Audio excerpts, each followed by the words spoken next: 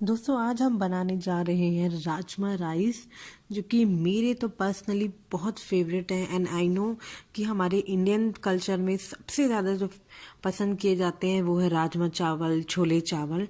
तो आइए हम इस रेसिपी का शुरुआत करते हैं। और आपसे एक रिक्वेस्ट है, अगर आपको मेरी रेसिपी पसंद आए तो प्लीज़ इसको लाइक, शेयर एंड कमेंट करना ना भूलिए। एंड नीचे कमेंट बॉक्स में मुझे ज़रूर बताइए कि आपके घर में आप सबको ये रेसिपी कैसी लगी। तो आइए शुरू करते हैं हम अपने राजमा राइस बनाने की रेसिपी। दोस्तों राजमा बनाने के लिए सबसे पहले हमने इसमें राजमा को भिगो दिया है। ये राजमा 2 कप राजमा थे, मैंने इन्हें पूरी रात पानी में भिगोया था। अब इसमें आपने ध्यान रखना है, जितने राजमा हैं उससे ज्यादा ही आपने इसमें पानी ऐड करना है, ताकि जो राजमा जब उबलते टाइम वो अच्छे से खिल के उबले।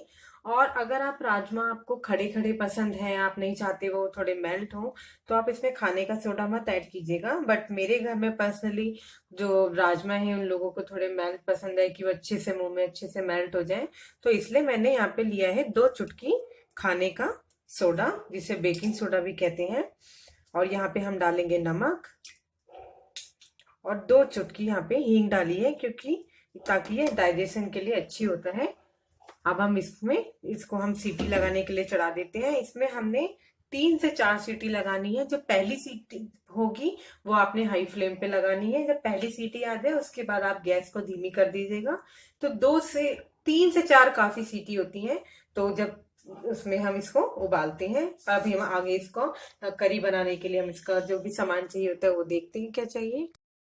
दोस्तों राजमा की करी बनाने के लिए यहाँ पे मैंने 2 मीडियम साइज की प्याज को मैंने चॉप कर लिया है। आप चाहे तो इसका पेस्ट भी बना सकते हैं। और यहाँ पे मैंने लिया है 2 टेबलस्पून लहसुन अदरक का पेस्ट, बारीक कटा हरा धनिया। और यहाँ पे मैंने 3 टमाटर लिए हैं, जिनकी मैंने पेस्ट बना ली है, प्यूरी बना ली है। जैसे कि मैं आपको हर वीडियो में बताती हूँ कि क्योंकि राजमा थोड़े खट्टे मीठे अच्छे लगते हैं, तो हम हमेशा मैं अपनी हर रेसिपी में राजमा में ही नहीं, जो टमाटर है उसका एक ही मैं यूज करती हूँ, कि उसमें हमेशा मैं कच्चे जो देसी टमाटर होते हैं और रेड टमाटर, इन तीनों इनका मैं हमेशा से यूज करती हूँ। तो इस टाइम भी जब मैंने हमारे टमाटर प्यूरी बनाई है उसमें मैंने 3 टमाटर यूज किए हैं। 2 देसी हैं और एक जो है वो लाल वाला टमाटर है। तो आगे हम बात करते हैं सूखे मसालों की।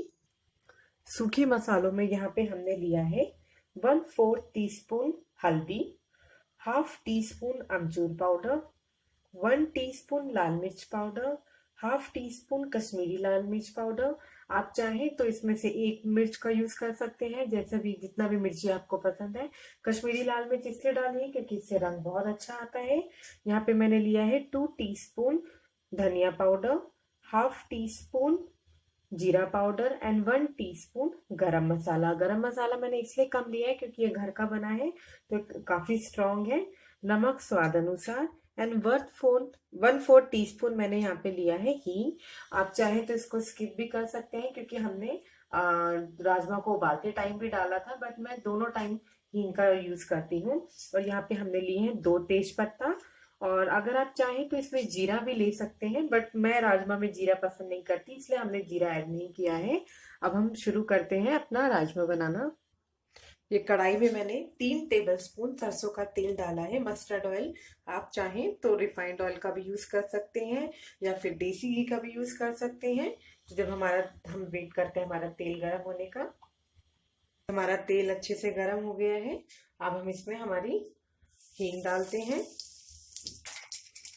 हमारा तेज पत्ता,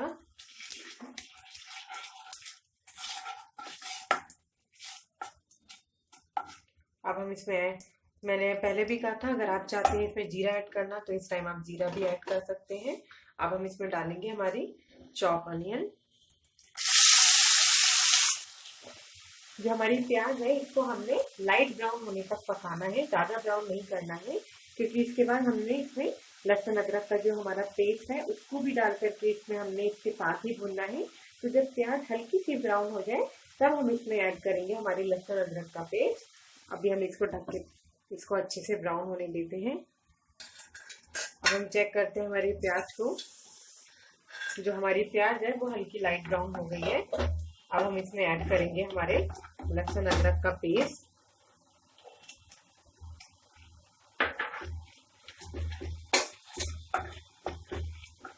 इसको भी अब हम ढक के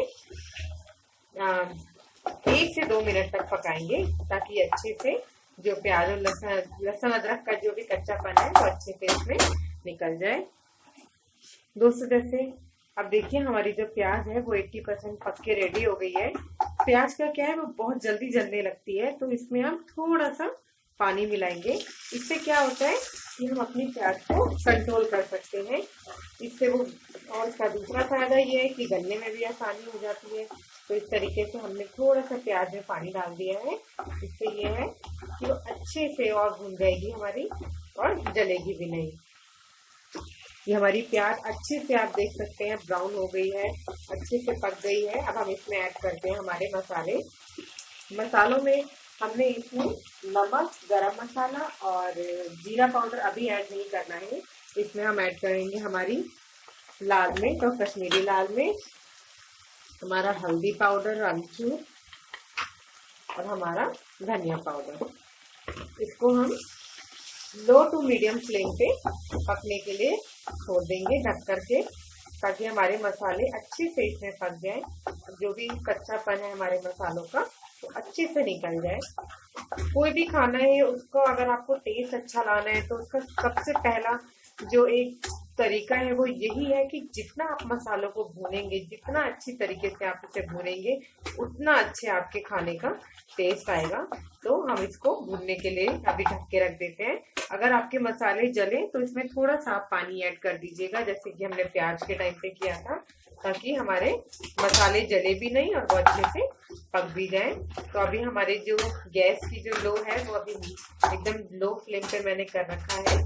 अब हम इसको ढक करके इसको थोड़ी देर पकने के लिए छोड़ देते हैं, और आधे से 1 मिनट बाद आप इसे जरूर चेक करिएगा, ताकि आपके मसाले जले नहीं। ये जो हमारे मसाले हैं ये जल रहे थे, इसलिए हमने इसमें हल्का हल्का पानी डाल के इस तरीके से आप देख सकते हैं अच्छे से करी बन गई है। इसका फायदा ये होता है मसालों में हल्का हल्का पानी डाल के पकाने का, जो मसाले आप देख सकते हैं ऑटोमेटिकली अपने आप ही एकदम पेस्ट जैसे हो गए हैं। इनका पेस्ट बनाने की हमें जरूरत ही नहीं पड़ी। अब हम इसमें ऐड करेंगे हमारा टमाटर।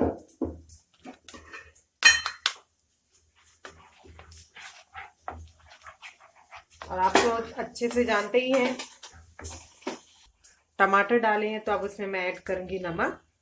नमक इसीलिए कि जो नमक है वो टमाटर को पकने में उसको हेल्प करता है। तो अब हम इसको लो टू मीडियम फ्लेम पे इसको हम पकने के लिए छोड़ देते हैं, ताकि हमारे टमाटर अच्छे से पक जाएं। जब तक हमारे टमाटर अच्छे से पक के अपना तेल नहीं छोड़ देते हम इनको धीमी आंच पे पकाएंगे। ये देखिए दोस्तों टमाटर ने एकदम अच्छी तरीके से अब तेल छोड़ दिया है, और जो हमने पानी था वो पानी भी सारा उसने पी लिया है। अब हम इसमें ऐड करेंगे हमारे उबले हुए राजमा। ये देखिए जो हमारे राजमा है कि कितने अच्छी तरीके से एकदम इसमें घुल गए हैं। अब हम इसमें हमारे जितने भी बॉयल हमारे राजमा थे वो हम इसमें ऐड कर देते हैं। और दोस्तों ये जो उबले हुए राजमा का जो है पानी बचा है इसको आपने बिल्कुल भी नहीं फेंकना है। ये हमारे इसमें तरी बनाने के काम आएगा। इसके अंदर जितने भी हमारे राजमा का सारा टेस्ट है, सब कुछ है, तो आप बिल्कुल भी इस पानी को वेस्ट मत कीजिएगा इसको। अब हम क्या करते हैं अपने राजमा को अच्छे से इसमें मिला के भून लेते हैं। 1 से 2 मिनट लगेंगे, बस 1 से 2 मिनट के लिए आप इसको ढक्कन ढक के इसको इसमें पकने दीजिए, ताकि जो भी सारे मसाले हैं वो अच्छे से इसके अंदर रम जाएं। अब हमारे राजमा हम चेक कर लेते हैं। तो देखिए दोस्तों भूनने करने के बाद कितना अच्छा इसमें रंग आ गया है। हमारे जो राजमा है वो अच्छे से इसमें अब भून गए हैं। अब हम इसमें ऐड करते हैं पानी। पानी आप अपने हिसाब से ऐड कीजिएगा, आपको कितना गाढ़ा चाहिए, क्योंकि राजमा तो ज्यादातर चावलों के साथ ही खाए जाते हैं, तो उसमें ग्रेवी की जरूरत होती है।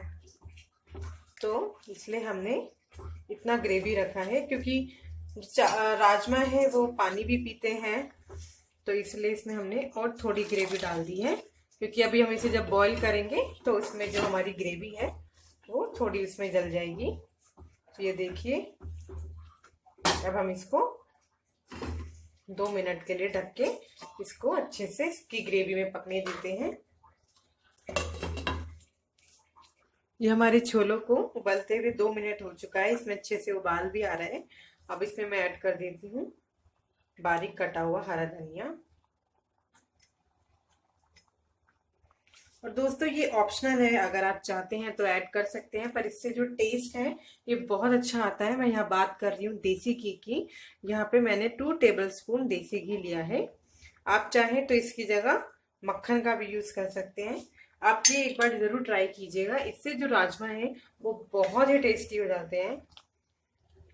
तो हमने कहा था हम 5, ये देखिए अब हमारे ये राजमा को हम अब ज्यादा पकाने की जरूरत नहीं है, 1 मिनट काफी है। 1 मिनट के लिए हम इसे ढक के छोड़ देते हैं, सिर्फ 1 मिनट फ्रेंड्स, इससे ज्यादा नहीं। दोस्तों 1 मिनट हो गया है, हमारे राजमा बनके एकदम रेडी है। अब हमने इसमें कुछ नहीं करना, हमने अब इसे गर्मा गर्म चावलों के साथ अब हम इसको सर्व करेंगे। ये देखिए जो इसकी ग्रेवी है ये ना तो ज्यादा पतली है ना ही ज्यादा गाढ़ी है, एकदम परफेक्ट है ये हमारे चावलों के साथ खाने के लिए। तो चलिए अब हम इसको सर्व करते हैं। आई एम रियली सॉरी दोस्तों, मैं राजमा में 2 सबसे इम्पोर्टेंट चीज़ें तो ऐड करना भूल गई, हमारा जीरा पाउडर और गरम मसाला। बट प्लीज़ आप ऐसा मत कीजिएगा। अब हमने इसको मिला लेते हैं।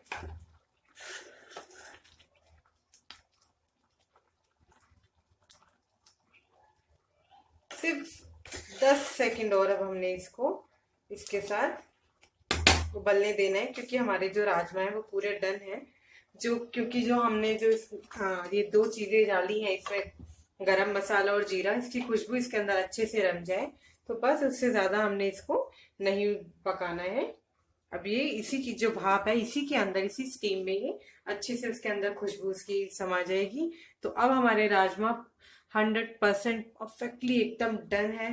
तो चलिए अब हम इसे सर्व करते हैं।